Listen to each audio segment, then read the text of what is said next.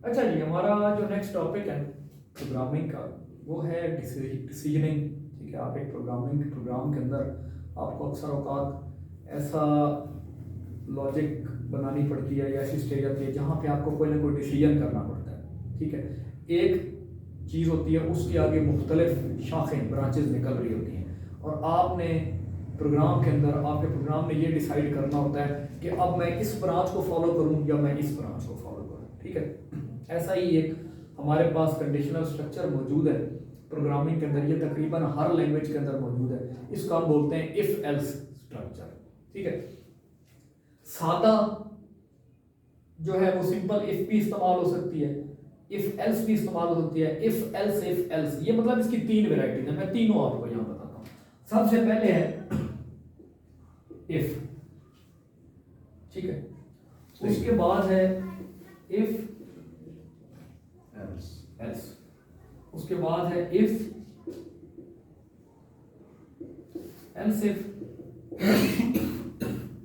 Else. ठीक है, 1 2 3, ये तीन तरह से ये इस्तेमाल हो सकता है। अब पहले वाले से शुरू करते हैं। इफ, फर्स्ट करिए आपके PHP के प्रोग्राम के अंदर एक वेरिएबल है a, उसकी कीमत है 2। आप यहां लिख देते हैं इफ मतलब अगर। ठीक है, if a is equal to 2। अब देखें ये इक्वल कंपैरिजन ऑपरेटर आ गया। ठीक है, तो फिर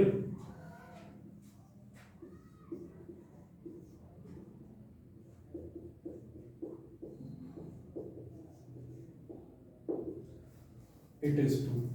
ठीक है, ये क्या कर रहे हैं, एक वेरिएबल है a, इसने चेक किया अगर a बराबर है 2 के, यानी a की कीमत बराबर है 2 के, या a की कीमत 2 है, तो ये जो करली ब्रैकेट्स हैं ये इस इफ की बॉडी है।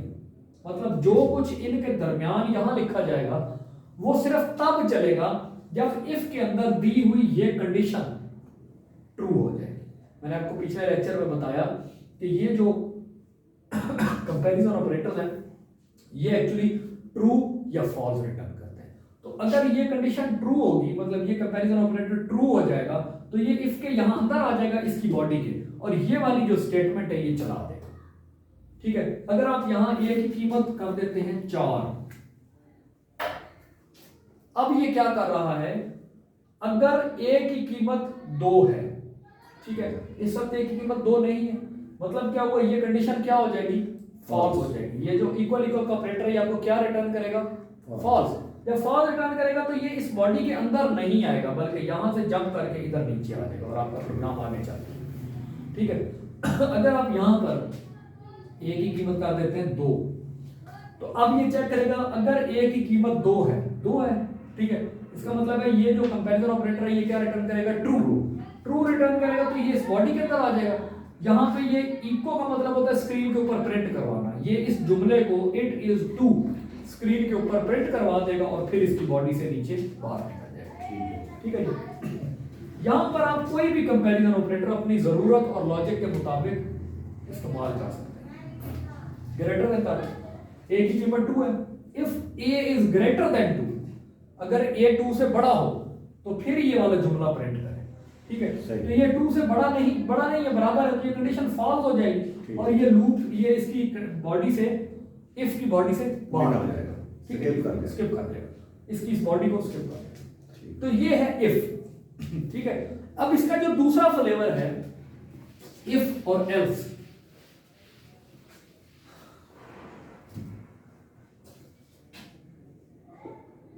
वही चीज a बराबर है 2, if a is equal to 2,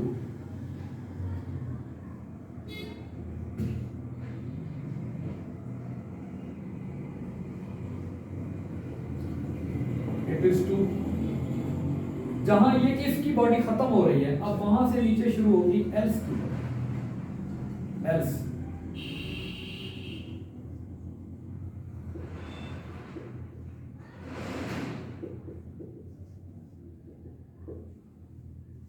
It is not 2। इस वक्त ये ए की कीमत 2 है। इफ अगर ए 2 है, ए की कीमत 2 है, तो ये इको कर दिया इट इज 2, यहां आ जाएगा, ये प्रिंट कर देगा और ये एल्स वाले को छोड़ देगा। ये याद रखिएगा कि इस कंडीशन के ट्रू या फॉल्स होने पे ये मुनसर है कि इफ वाला हिस्सा चलना है या एल्स वाला चलना है। अगर ये कंडीशन ट्रू होती है तो इफ वाला हिस्सा चलेगा, अगर ये कंडीशन फॉल्स होती है तो अब ये एल्स वाला हिस्सा चलेगा। ठीक है, अगर हम यहां कर देते हैं 3, अब क्या होगा, if a is equal to 2, अगर a जो है वो 2 है, 2 के बराबर है, इस वक्त ये 2 के बराबर नहीं है, ये कंडीशन फॉल्स हो जाएगी और ये नीचे एल्स में आ जाएगा, इसको छोड़ देगा और एल्स में आके कहेगा, इको करेगा, प्रिंट करेगा स्क्रीन के ऊपर इट इज नॉट ट्रू। ठीक है, या जो भी आप करेंगे, जो भी नंबर ऑफ स्टेटमेंट्स आप यहां एग्जीक्यूट करना चाहते हैं ये उनको एग्जीक्यूट कर देगा। ये याद रखिए, इस बॉडी के अंदर आप जो भी आगे फर्दर प्रोसेसिंग करना चाहें, एक स्टेटमेंट लगाना चाहें या 50 स्टेटमेंट लगाना चाहें, वो आपकी जरूरत और लॉजिक पे डिपेंड करता है कि आप करना क्या चाह रहे हैं। ठीक है, सिर्फ इस स्ट्रक्चर का मकसद है डिसीजनिंग करना, फैसला करना कि ये वाला हिस्सा चलेगा या ये वाला हिस्सा चलेगा, ये ब्रांच चलेगी या ये ब्रांच चलेगी। ठीक है जी, यहां भी आप कंडीशन किसी भी तरह की बना सकते हैं, लेस देन इक्वल टू 2। ठीक है, सही है।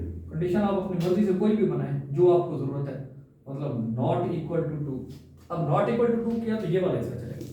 ठीक है, क्योंकि ये कंडीशन ट्रू हो जाए, ट्रू है, बिल्कुल बात समझ आई। अब जो तीसरा इसका फ्लेवर है वो भी इसी तरह ही है, लेकिन थोड़ा सा उसमें एक एक्स्ट्रा चीज आ जाती है।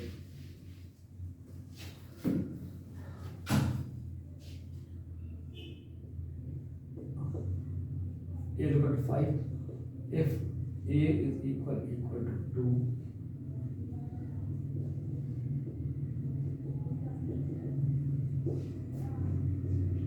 it is 2.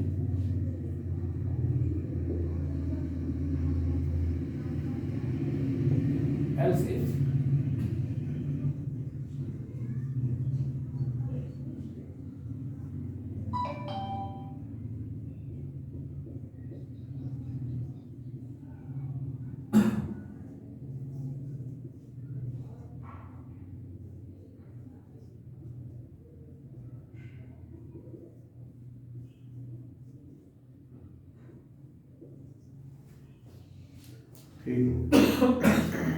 मकसद ये हुआ कि ये आपने एल सिर्फ एक नया यहाँ डाल दिया। ठीक है, अब ये ना एल सिर्फ आप जितने मर्जी दरमियान में लगा दें। सही है, मैंने आपको समझाने के लिए एक ही लगाया, आप यहाँ एक और लगा दें, उसके नीचे एक और लगा दें, उसके एंड पे जाके आपने एल्स लगाना है, खाली else.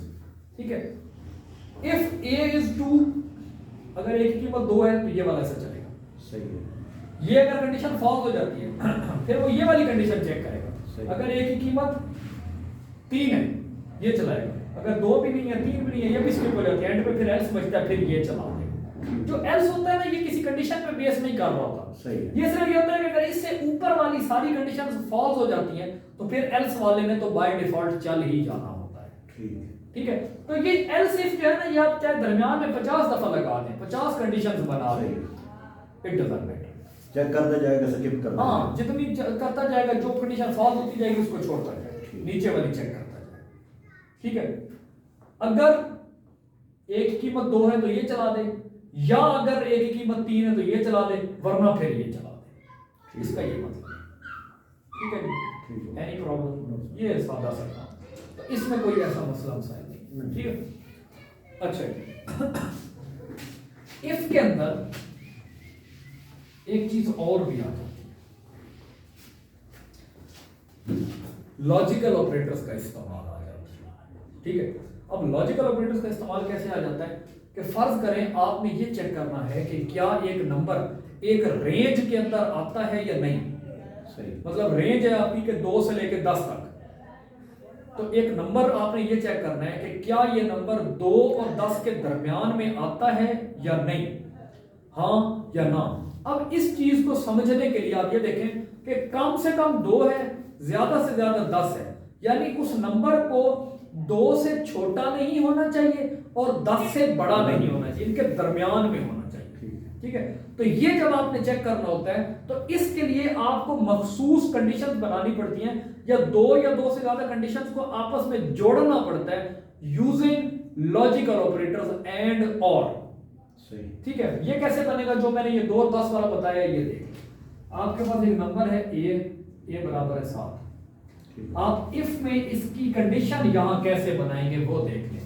If A is greater than equal to 2, ठीक है, और यहां पर आप लिखेंगे, अब ये क्योंकि पीएचपी है, ठीक है, तो पीएचपी में आप यहां एंड ऐसे भी लिख सकते हैं, ठीक है, A is less than equal to 10। ठीक है। अब ये दो कंडीशन लग गई, ठीक है, तो यहां आप इको कर दें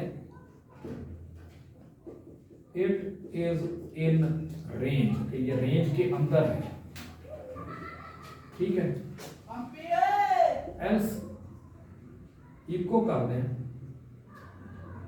it is not in range, ये रेंज के अंदर नहीं, ठीक है जी। अब देखिए ये क्या कर रहा है, अगर ए बड़ा है या बराबर है 2 के और छोटा है या बराबर है 10 के, तो इसका मतलब है वो फिर 2 और 10 के दरमियान में, बिल्कुल, ठीक है।